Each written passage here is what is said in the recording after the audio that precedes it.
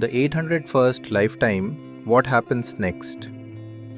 In the last video, we explored a powerful idea that human history can be understood as 800 lifetimes, and that for most of those lifetimes, nothing changed until suddenly everything did. If you haven't watched part 1, pause here, watch it first, because what we are about to explore only makes sense when you understand how fast change has already accelerated. Now, we are no longer looking back, we are looking forward into the 801st lifetime. What is the nature of what comes next? The next lifetime will not feel like a continuation. It will feel like a break. Because history does not move smoothly, it moves in waves. And every wave replaces the one before it. Agriculture replaced survival. Industry replaced agriculture. Information replaced industry. And now, something is beginning to replace information itself, from technology to environment. Today, technology is visible. You hold it, you touch it, you interact with it. But in the next lifetime, technology disappears. Not because it is gone, but because it becomes the environment, like air, like electricity, always present, rarely noticed.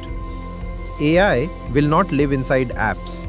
It will live inside systems, inside decisions, inside cities, inside everyday life. You will not use intelligence. You will live inside it. There is a growing fear that work will disappear. But history tells a different story. Work does not vanish, it transforms. What disappears is the old way of working. Routine fades, repetition declines, but capability increases. A single individual can now produce what once required entire teams. Small groups can now compete with large organizations. The structure of work is being rewritten. The biggest change is not jobs, it is cost. When the cost of doing something approaches zero, everything changes. Creating content, writing code, making decisions becomes faster, cheaper, accessible to anyone. And when cost disappears, barriers disappear. And when barriers disappear, participation explodes. Until now, humans made decisions. Machines supported them. But that balance is shifting. Systems now suggest, predict, optimize, and slowly they begin to decide. Not suddenly, not dramatically, but gradually. Step by step, control moves. The next transformation is not outside us. It is within us. Humans will not compete with machines. They will collaborate with them. Memory becomes extended. Thinking becomes assisted. Decisions become augmented. The boundary between human and machine will not disappear overnight, but it will blur. As intelligence spreads, society begins to reorganize itself. Structures that lasted for centuries start to shift. Work is no longer tied to location. Learning is no longer tied to institutions. Opportunity is no longer tied to geography. The idea of where you belong begins to change. Humans have always moved, from forests to villages to cities. But now, migration takes a new form. Not just physical movement, but digital presence. A person can live in one place and work across the world. Talent flows across borders. Skills move faster than people. Countries no longer compete just for land or resources. They compete for talent, for intelligence, for innovation. The new divide. The divide is changing. Not just rich and poor, but adaptive and non-adaptive. Those who understand systems and those who are shaped by them. The advantage is no longer access to information. It is the ability to use it. Now, economies begin to transform. Countries built on labor must evolve. Automation reduces dependency on workforce. Production becomes decentralized. Value shifts from physical output to intelligence, to speed, to innovation. Economic power is no longer about size alone. It is about adaptability. Nations that evolve rise rapidly. Those that resist fall behind. Power shifts again. Every wave in history shifted power.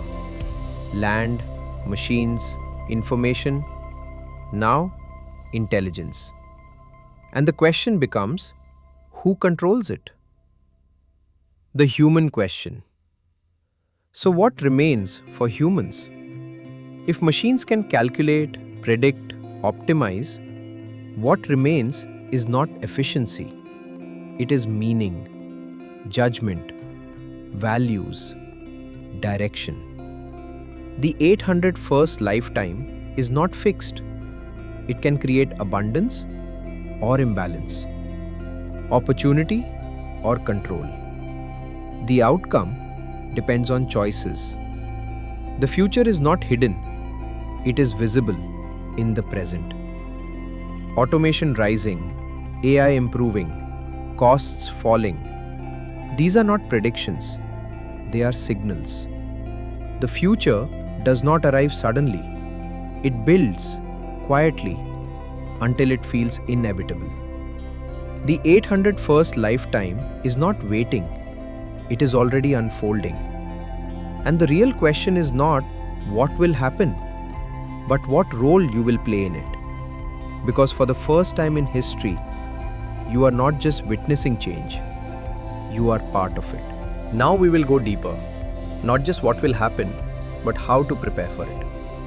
We ask the most important question: what should you do about it? Because understanding the future is not enough.